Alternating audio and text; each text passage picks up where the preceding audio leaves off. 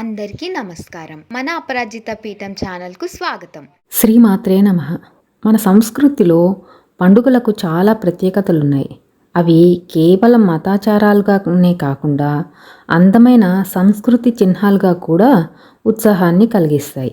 కొన్ని పర్వాలు ఉపవాస జాగరణాదులతో ఆధ్యాత్మిక ప్రాధాన్యాన్ని చూపిస్తే, మరికొన్ని పండుగలు వేడుకలతో సంరంభాలతో అలరారుతూ ఉంటాయి. కుటుంబ పరంగా, సామాజిక పరంగా ఒక సామూహిక సద్భావన, సంతోషాలు వెల్లివిరుస్తాయి ఈ పర్వాలు. వీటి వెనుక సాంప్రదాయం, పురాణ నేపథ్యం వంటివి కూడా ఉంటాయి. ఋతువులను అనుసరించి కాలంలో, ప్రకృతిలో కనబడే పరిణామాల ఆధారంగా వివిధ పర్వాలు ఏర్పరిచారు. దేని అందం, ఆనందం దానిదే. వీటి విధి విధానాలు శాస్త్రాలు నిర్దేశించాయి. కానీ కాలగతిలో వాటిలో అనేక మార్పులు ప్రవేశించాయి. అయితే శాస్త్ర సమ్మతాలు కాకపోయినా విరుద్ధం కాని మార్పులు మాత్రం అంగీకరించవచ్చు. వికృతాలను మాత్రం మనం అంగీకరించలేము, ఆమోదించలేము. అటువంటి వాటికి పూర్తి వ్యతిరేకంగా ఉండాలి.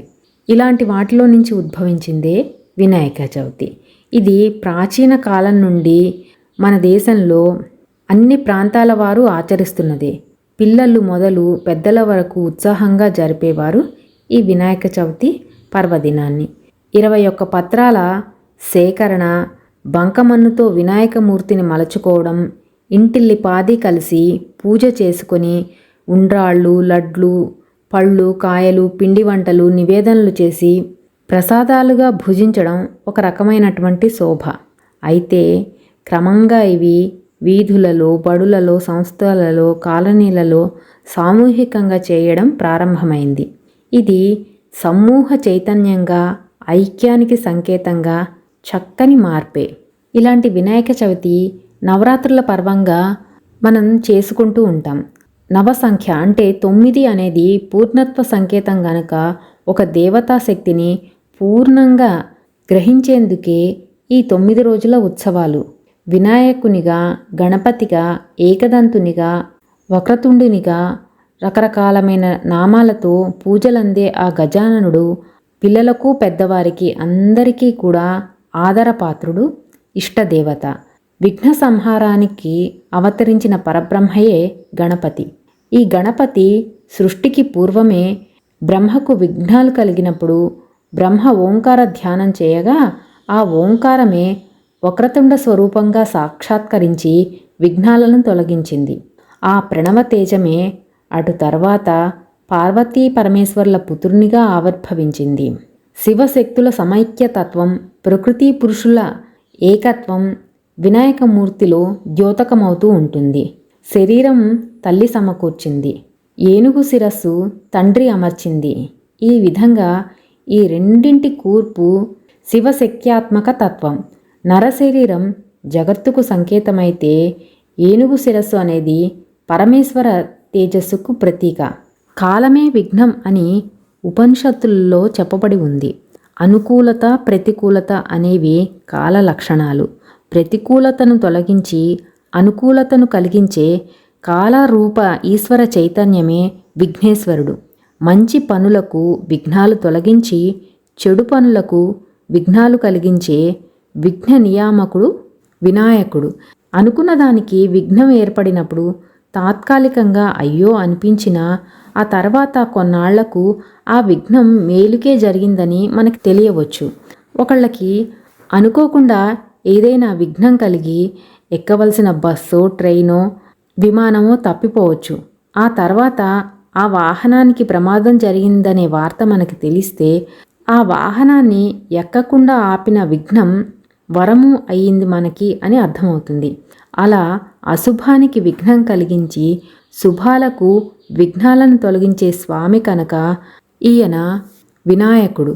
అదేవిధంగా గణపతి, గణేశ నామాలు కూడా ఎంతో జ్ఞానాన్ని ఏర్పరుస్తాయి.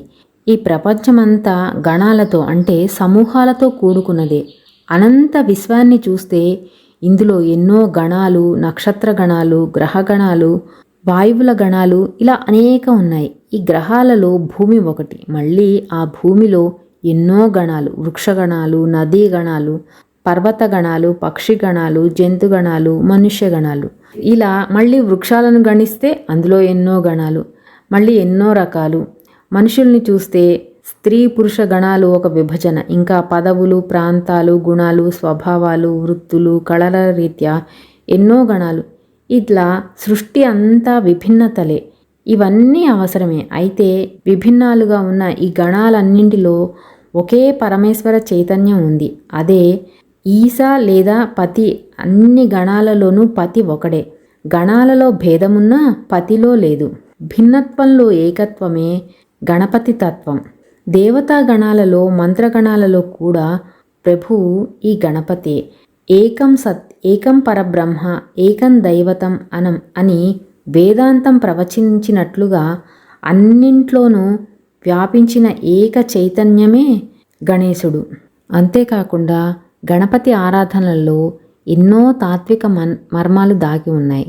ఒక విత్తనం మొలకెత్తి ఫలం లభించేదాకా అన్ని విఘ్నాలను తొలగించే అనుగ్రహ స్వరూపుడు గణనాథుడు.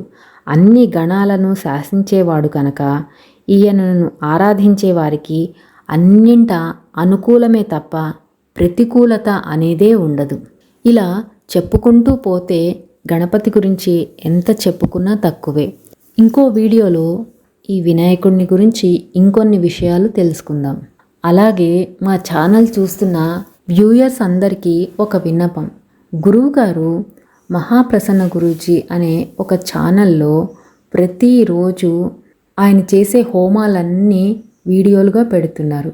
అలాగే దీనిలో సామూహిక హోమాలు కూడా నిర్వహింపబడుతున్నాయి. ఆసక్తి ఉన్నవాళ్ళు కింద ఉన్న లింక్లో ఆ ఛానల్కి వెళ్ళి ఆ ఛానల్లో ఉన్న హోమాలకు సంబంధించిన వీడియోలన్నీ చూడవచ్చు. అలాగే ఎవరైనా పాల్గొనదలిస్తే మమ్మల్ని కాంటాక్ట్ చేసి ఆ హోమాల్లో పాల్గొనవచ్చు కూడా. పాల్గొనలేని వారు కనీసం హోమాలు చూసినా వాటిని చేసుకున్నంత ప్రతిఫలం వస్తుంది. కాబట్టి వ్యూయర్స్ అందరూ ఆ ఛానల్కి వెళ్ళి అందులో ఉన్న హోమాల వీడియోలను చూసి తరించగలరు. అలాగే ఆసక్తి ఉన్నవాళ్ళు మమ్మల్ని కాంటాక్ట్ చేసి ప్రతి నిత్యం జరిగే హోమాలలో పాల్గొనవచ్చు.